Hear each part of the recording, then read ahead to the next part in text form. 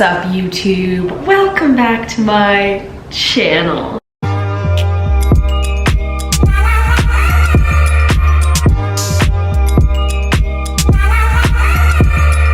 Hi, hello, coming at you in our bedroom, our messy bedroom. I tried to make the bed for you, but I don't have a tripod. And honestly, we're still getting situated in Florida, in Miami. And so I was like, let's do a Q&A and let's sit down and chat. Because honestly, I just want to sit down and just catch up because I feel like we haven't in forever. Also, this is random, but I'm wearing the Gymshark. It's like a baggy tee. Look at this. It's so cute, baggy. I reviewed it in my last YouTube haul, but this is actually going to be releasing May 24th at 11 a.m. Pacific time, along with like hoodies and crew necks and all that good stuff. And it's gonna be a unisex brand, so men and women can wear this. I'm wearing a size small, and you can tell it's meant to be baggy. It's not gonna be a form-fitting type of collection, but we love the baggy at his house, okay? So figured why not catch up. But with that being said, don't forget to like and subscribe to the YouTube channel, and let's get started. I feel like this is a really weird position, and I apologize. I feel like I'm looking down at you.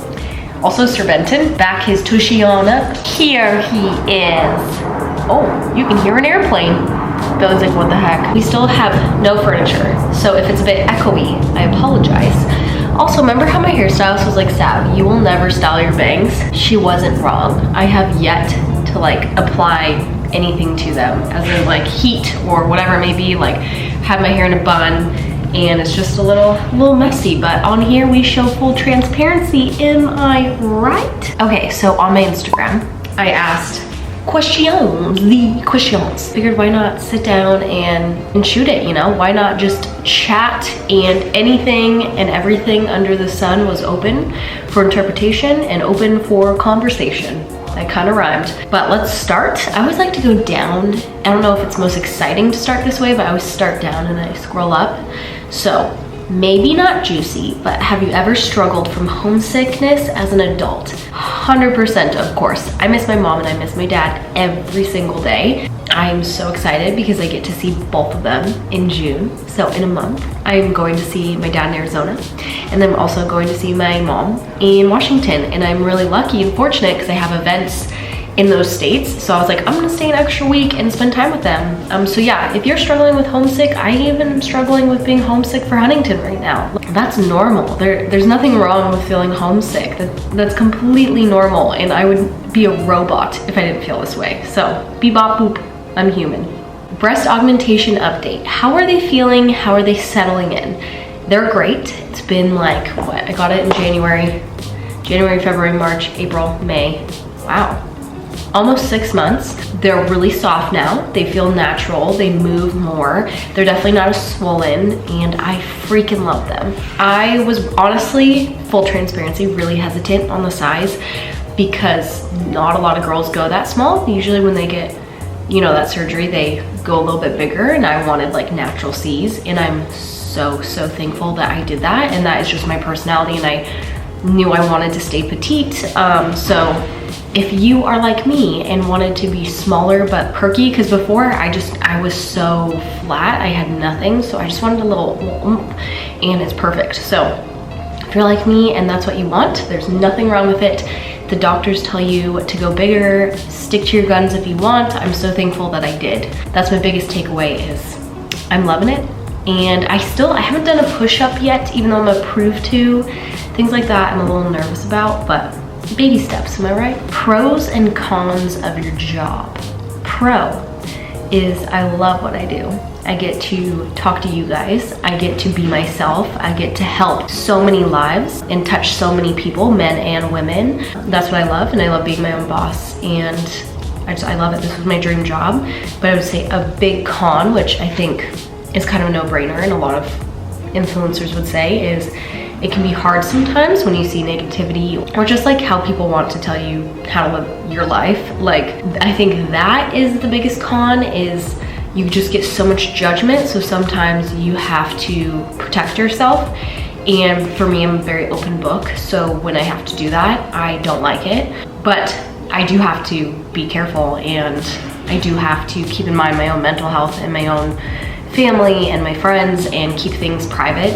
So That's probably the biggest con, is I get tired of hearing so many negative, or like, literally, an example, I moved to Miami and the amount of people that complained to me that I didn't ask for was unreal. So take it as, if you have an opinion and you want to message someone and think, are they asking for your opinion? Maybe not. So that's a huge thing, is people are just gonna tell you how to live your life, and that can be annoying, but it's not the end of the world, and honestly, it makes you grow as a bigger person. So I still love what I do. I think the good outweighs the bad so much in this situation, and I'm still so grateful and thankful for what I do. When did you have your first kiss? Oh my gosh, awkward. Dad, if you're listening, cover your ears. 8th grade, I was heading to class, and for some reason in Seattle, Washington, there was an outdoor school. Don't know why, because it rained all the time, so you're constantly getting rained on. It was a horrible idea.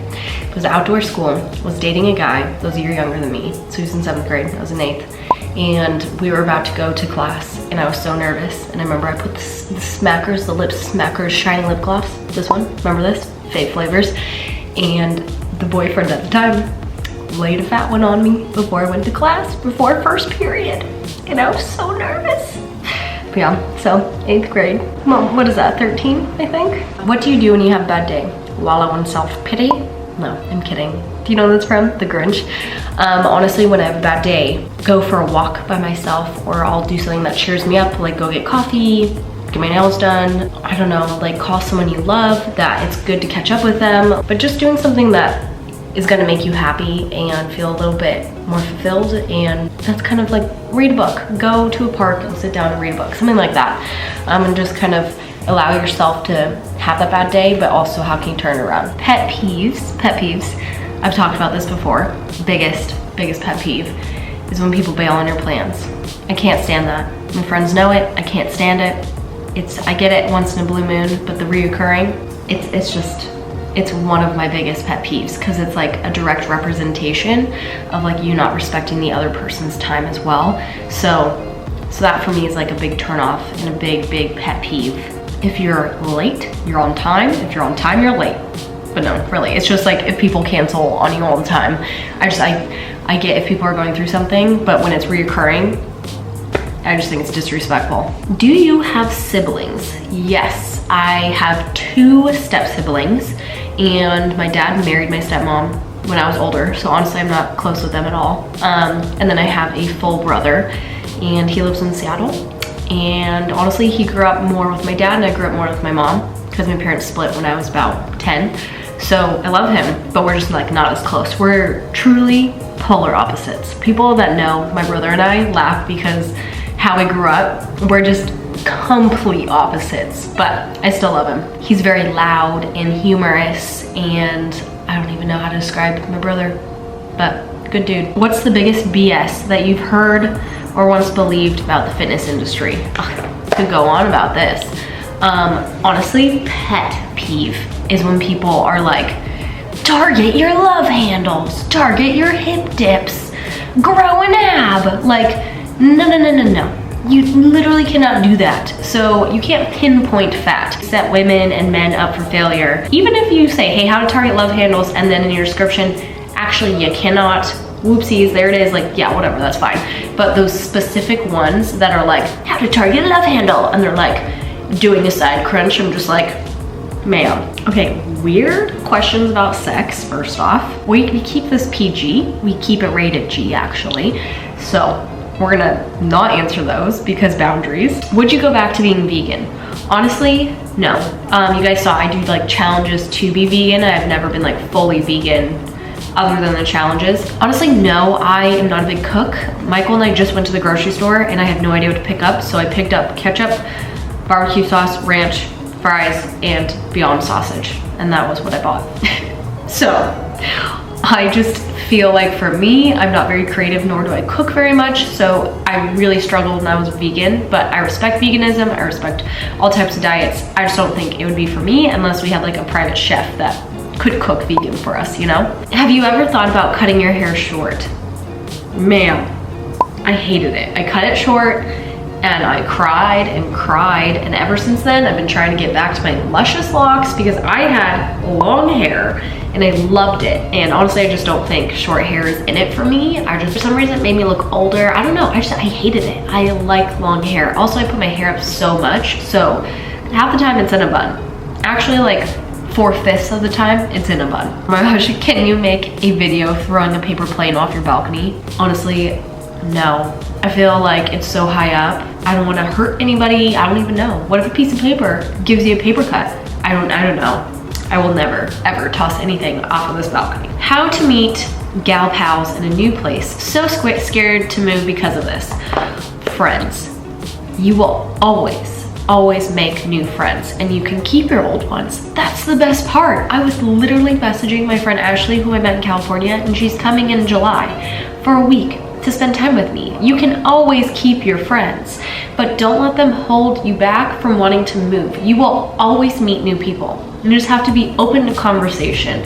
Smile and say, hey, I've literally been complimenting every single girl in the elevator trying to befriend them. I'm literally like, I like your shoes, and I'm wondering if it goes somewhere. Or I'm like, hey neighbor, my name's Savannah. Like, we were taking the trash out, and this really friendly guy came up to us, and he's like, I'm your neighbor. So I just be, that was weird. So honestly, just be open to it and be approachable, and maybe you guys might have something in common. Like, your girl is gonna go to SoulCycle, and you bet she's gonna be speed dating for a friend in there. I'm gonna get out of SoulCycle and be like, hello, be my friends. Like, I wanna go to a gym here so I can meet like-minded people. This may be creepy, but I have been like DMing some girls on Instagram and being like, hey, you look cool, let's hang out. Trust me, you will always make friends, and don't feel like you have to stay somewhere just because of the fear of being lonely. Because I promise you, it takes time, but you will meet someone and you will meet friends. It took Michael and I 3 years in Huntington until we had a community. Like, when we left was when I was so sad because I felt like I really built a community there. So before, it was like we were slowly piecing people together. Just keep that in mind, that you'll always make friends, but you have to be approachable. You can't just twiddle your thumbs and be like, someone's gonna approach me. Be that girl that approaches someone, strike up a conversation, go on a date, I can't even name the amount of coffee dates I went on in California that it didn't hit it off, and it was okay. We remained acquaintances, but we weren't gonna be the best of friends. There's nothing wrong with that. Who picked Miami first, you or Michael? 100% Michael. I am a Cali girl through and through. I love California, but Michael is always one that wants to get out of his comfort zone, and he was like, babe, let's go to Miami. I've heard great things about it. A lot of my friends have moved here, so I was like, all right, I convinced you to come to California from Seattle. It's your turn to pick a destination. So it was definitely him. How to do well on social media. Honestly, be yourself. Choose what you want to do. What kind of content you want to produce. Are you providing value to your viewers? That's a huge thing, is they don't necessarily want to just see a picture of you. They want to see some valuable information along with it. I follow lots of people dependent on like what they're teaching me or showing me or whatever it may be. So that's a huge point. Be open and talk to everybody, and use hashtags to meet like-minded people. If you're interested in photography, look at photography hashtags. Be consistent. That's like a huge thing, is a lot of people are like, I want to do social media, I'm gonna do it, and then they fall off the face of the earth for months at a time, and then like nobody likes ghosting, so that it makes it hard when they come back. So I just say, always be consistent. Always, you can even have backup photos, whatever it may be, backup content. That's probably my biggest advice. And okay, I think I'm gonna wrap it up. Sir Benson and I are gonna take a nice little walk around this island, maybe read a book, maybe hang out. But I hope you guys liked this Q&A. Comment down below some videos that you want me to film when we're in Miami. Love to get your opinions. But with that being said, don't forget to like and subscribe to YouTube channel, and I will see you next time. Side note for the paper airplane person, I just feel like it would not go well. I feel like it would be terrifying.